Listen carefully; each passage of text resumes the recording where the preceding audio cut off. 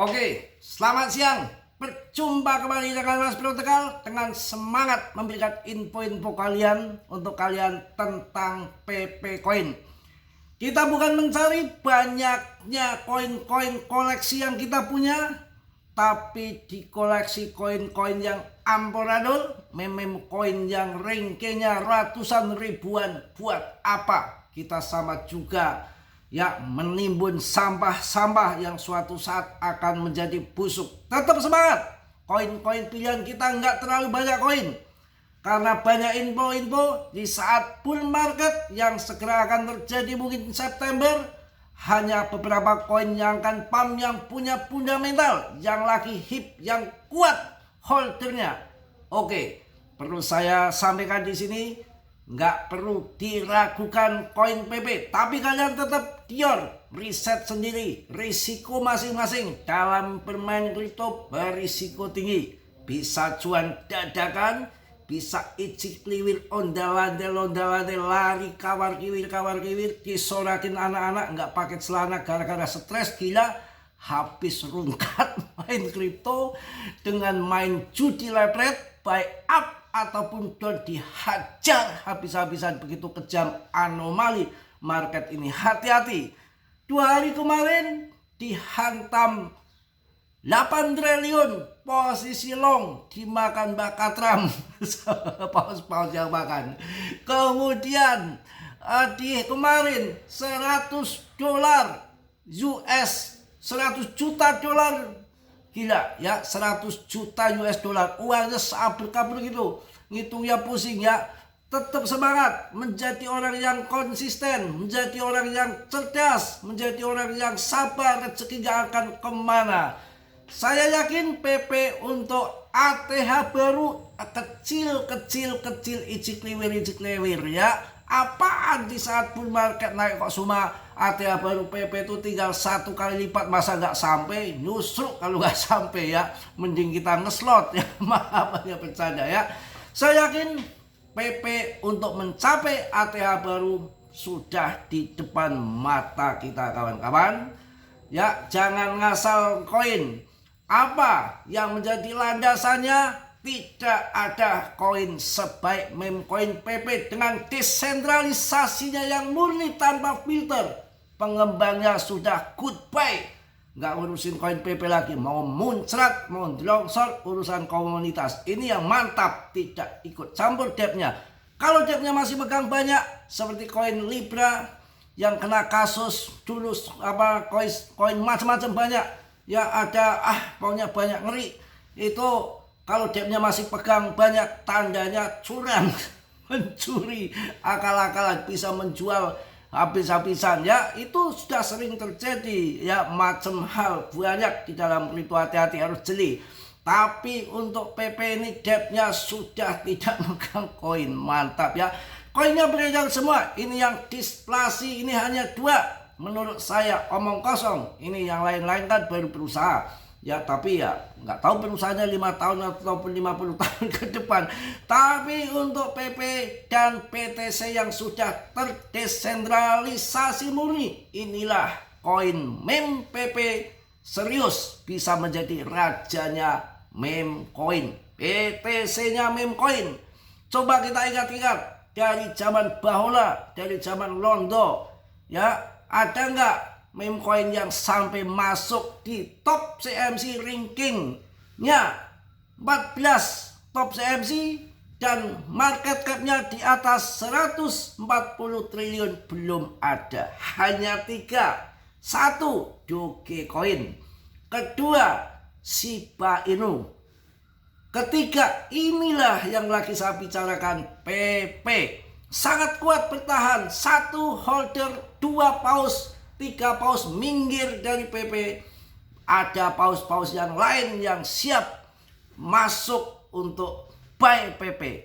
Saya lihat kemarin di Interscan 24 GZ masih memiliki koin PP dengan dompet teratas. Ada Kraken, ada Bybit, Gate.io, KuCoin, Coinbase masih berkedap.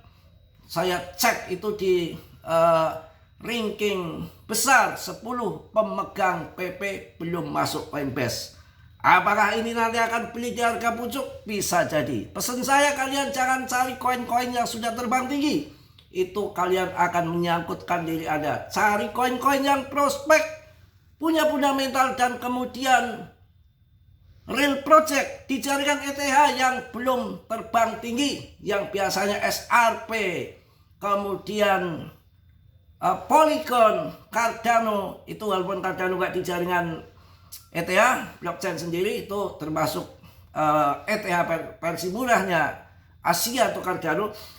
Itu dulu harganya imbang ketiganya itu. Tapi sekarang yang tertinggal adalah di Polygon yang dengan 1000 project abrik-abrik. Maka saya condong tak perbanyak di Polygon. Memcoin saja di PP. Ya, hati-hati untuk urusan koin.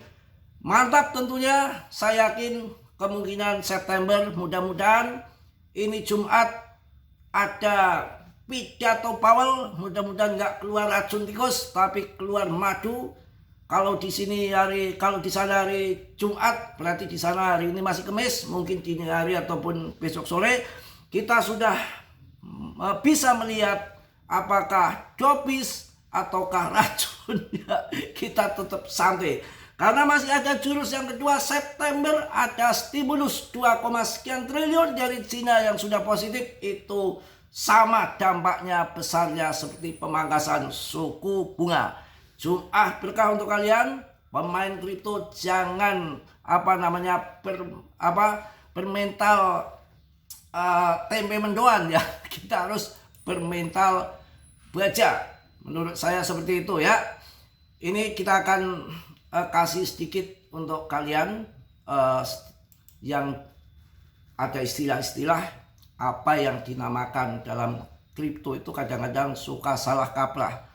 Arti dari paper hand dalam dunia kripto. Paper hand ini perlu kita simak di sini ya.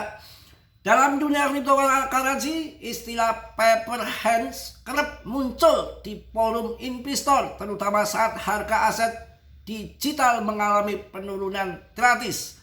Ungkapan ini merujuk pada perilaku investor yang mudah panik dan cepat menjual aset mereka begitu ada tanda-tanda volatilitas. Itu kalian menjual sangat berbahaya. Apa itu namanya paper hand?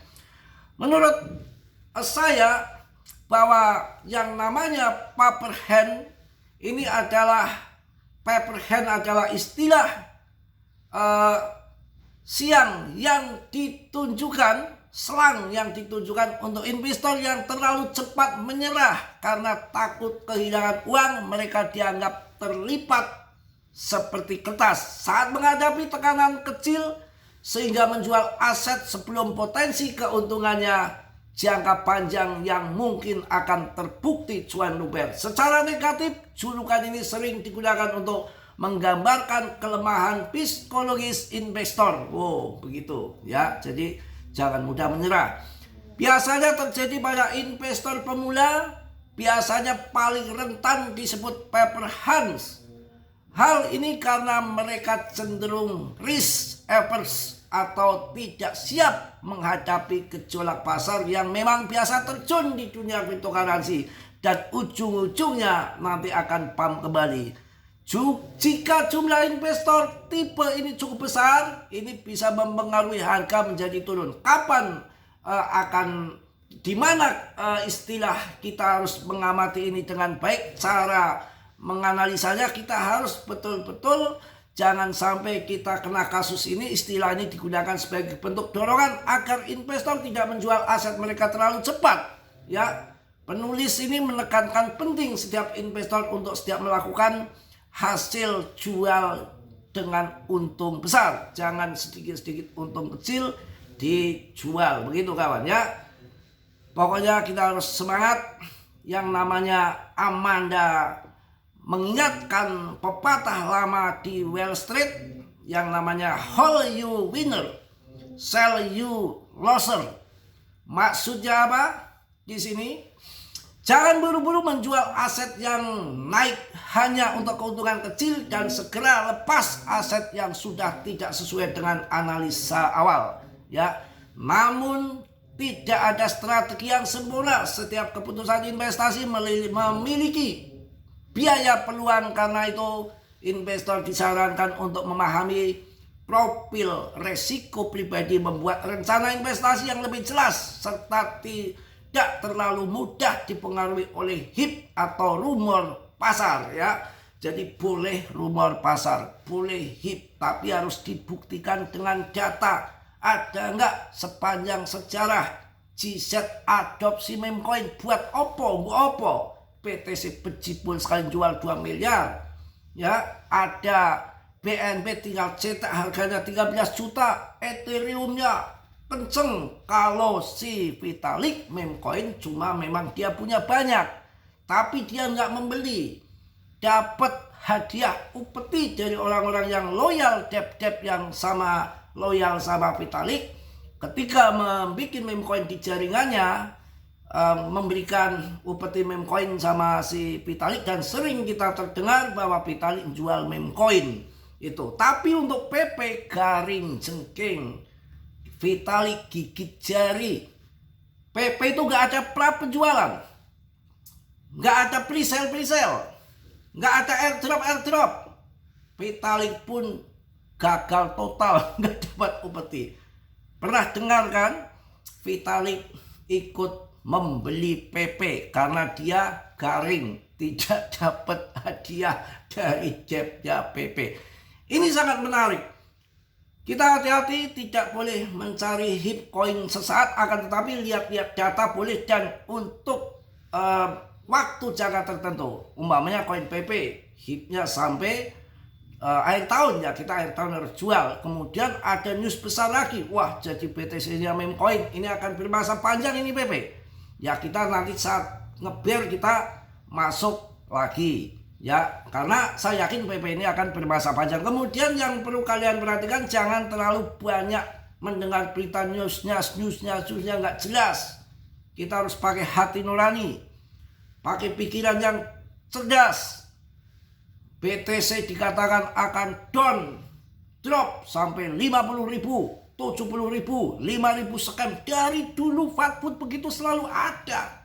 Nyatanya BTC-nya sudah masuk 2 miliar lebih kemarin. Akhirnya yang tukang Fatfood itu ketinggalan masuk BTC. Akhirnya belinya koin Baby Doge. Sial banget. Ya iya dong. Kalau BTC mau di Fatfood kayak apa, wong itu rajanya cryptocurrency, ujung-ujungnya akan terbang. Hajar saja kalau punya dana BTC. Kemudian yang kedua, ETH dari harga murah sampai sekarang gak pada mau. Kalau Dimas belum bahas yang mahal-mahal, ini yang gak mahal-mahal akan naik. Ada Avalan itu, AAW, Polkadot, yang bagus-bagus banyak. Ngapain beli koin cepris? Semangat, rame-rame atas malang-malang putung. Jangan sampai mentas sebelum kita untung ya. Santai aja, naik turun tuh dimainkan sama kewel-kewel.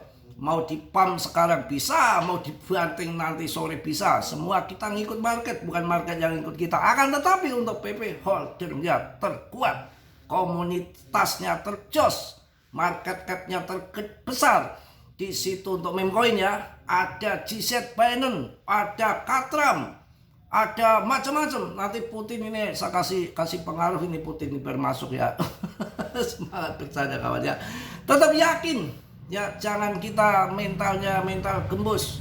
Ya, ini sudah mendekati akan buruan saya rasa. Ini kan BTC, fase BTC, kemudian masuk ke BTC, masuk ETH, dan ini kita tahu juga sudah berapa lama kita ya selungup begini aja ya, sial.